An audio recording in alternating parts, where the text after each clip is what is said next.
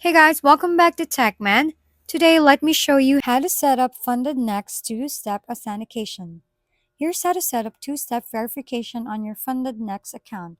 First, log into your dashboard and head over to your profile settings. Under the security section, find the toggle for two-step authentication and switch it on. FundedNext will then send a 6-digit code to your registered email. Enter the code in the verification field. Click Get Started. Next, you'll see a QR code appear on your screen. Open your preferred authenticator app, such as Google Authenticator, and scan the code.